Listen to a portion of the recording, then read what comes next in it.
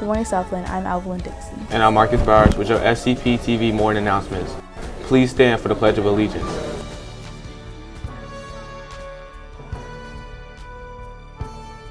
I pledge allegiance to the flag of the United States of America and to the republic for which it stands, one nation, under God, indivisible, with liberty and justice for all.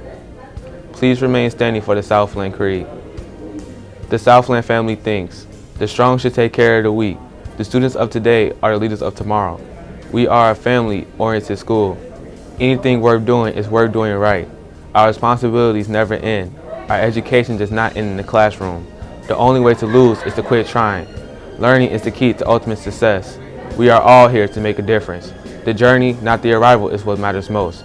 Success is not measured by wealth, but by happiness. And we act. We give 100% every day. We act in a way that leaves a lasting impression. We act in a way that earns the trust of others. We are ready and willing to work hard. We each need to perform to the best of our abilities. We always leave a place better than we found it. We are role models for other students. When we all pull together, we can move mountains. We give back to our community. We are Southland College Prep. You may be seated.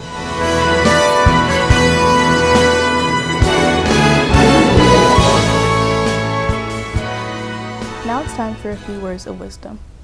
Somebody wise once said, minds are like parachutes. They only work when they are open.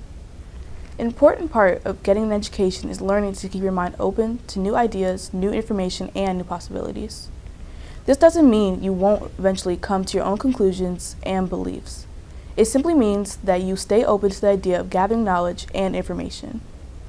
Today, make like a parachute and keep an open mind. In other news, today's tests are more complex than back in the day when your parents were teenagers. Today, they test your understanding not only of the textbook definition of the word, but also your understanding of its place in the language as well. It turns out that a word's use in context of language is just as important as its definition. As you know by now, SAT replaces ACT as the official test taken in Illinois this school year. SAT changed its design in 2016 to make it more modern and relevant for high schoolers. As part of this effort, the reading section no longer has sentence completion questions, so there is no longer the need to memorize hundreds of obscure vocabulary words.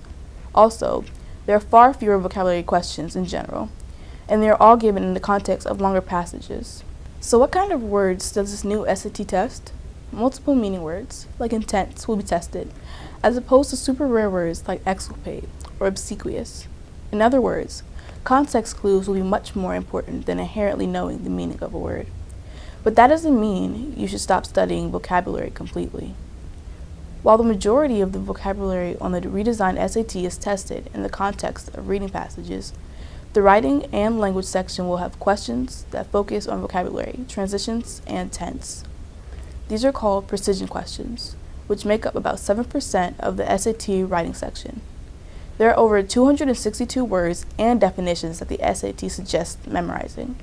To make you more efficient at interpreting and answering questions correctly, we will start introducing these words today.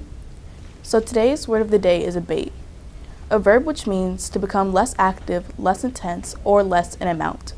For example, as I began my speech, my feelings of nervousness quickly abated. Homework Club begins the week of September 3rd and offers help with the math, English, French, Spanish, and study skills in the morning and afternoons from Monday through Thursday each week. Watch for flyers with more details to come.